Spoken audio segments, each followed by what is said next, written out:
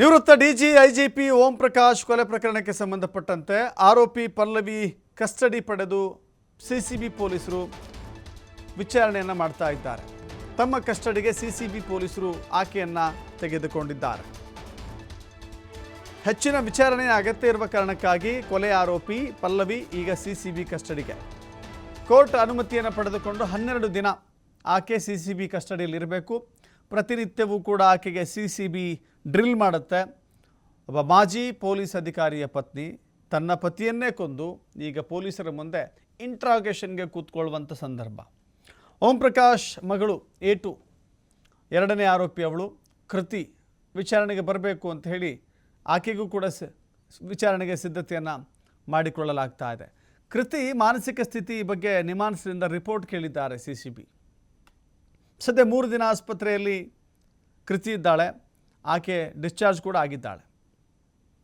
ಕೆಲವೇ ದಿನಗಳಲ್ಲಿ ನೋಟಿಸ್ ನೀಡಿ ಆಕೆಗೂ ಕೂಡ ವಿಚಾರಣೆಗೆ ತೆಗೆದುಕೊಳ್ಳುವ ಸಾಧ್ಯತೆ ಇದೆ. ಸದ್ಯ ಕೃತಿ ಪಾತ್ರದ ಬಗ್ಗೆ ಯಾವುದೇ ಸಾಕ್ಷ್ಯ ಸಿಕ್ಕಿಲ್ಲ.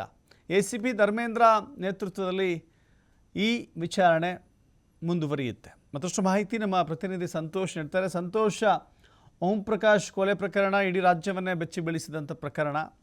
ಪಲ್ಲವಿ ಆಕೆಗೂ ಕೂಡ ಮಾನಸಿಕ ಸ್ಥಿಮಿತತೆ ಇತ್ತೋ ಇಲ್ವೋ, ಬಟ್ ಅತ್ಯಂತ ಘೋರವಾದಂಥ ಸೇಡಿತ್ತು. ಕೃತಿಯ ವಿಚಾರದಲ್ಲಿ ಮಾನಸಿಕ ಸ್ಥಿಮಿತತೆ ಬಗ್ಗೆ ಪ್ರಶ್ನೆಗಳಿದ್ದಾವೆ. ಅದು ಆಸ್ಪತ್ರೆಯೇ ಖಚಿತಪಡಿಸಬೇಕಾಗಿದೆ.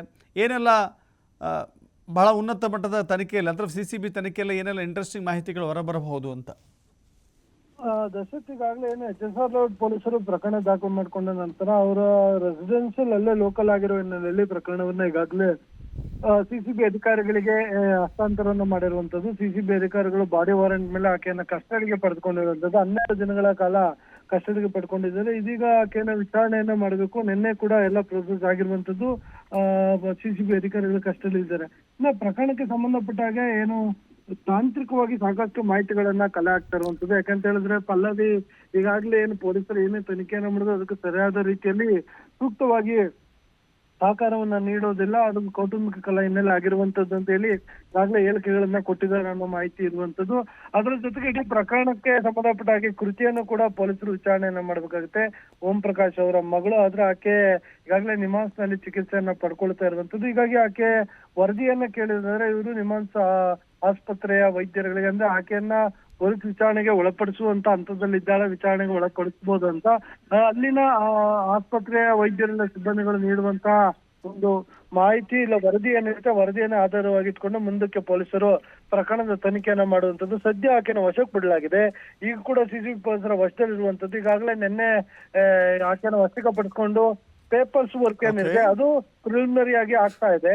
ಸೊ ಇನ್ನು ಮುಂದೆ ಅಂದ್ರೆ ನಾಳೆಯಿಂದ ಆಕೆಗೆ ಸಂಬಂಧಪಟ್ಟ ಆಕೆ ಫೋನ್ಗಳಿರ್ಬೋದು, ಫೋನ್ ಕರೆಗಳಿರ್ಬೋದು, CC ಕ್ಯಾಮೆರಾ ಫುಟೇಜ್ಗಳಿರ್ಬೋದು, ಆಕೆ ಬಂದು ಹೋದಂತ ಸಂದರ್ಭದಲ್ಲಿ ಯಾರೆಲ್ಲ ಇದ್ರು ಇಲ್ಲ ಅನ್ನೋದ್ರ ಬಗ್ಗೆ ಈಗಾಗಲೇ HSR ಲೇಔಟ್ ಪೊಲೀಸರು ಕಲೆ ಹಾಕಿರುವಂತಹ ಸಾಕ್ಷ್ಯಾಧಾರಗಳೇನಿದೆ ಇವೆಲ್ಲವನ್ನು ಕೂಡ ಅವ್ರು ಕೊಟ್ಟಿರುವ ಫೈಲ್ ಅನ್ನ ಪರಿಶೀಲನೆ ಮಾಡಿ ಮುಂದಿನ ವಿಚಾರಣೆಯನ್ನು ನಡೆಸುವಂತದ್ದು.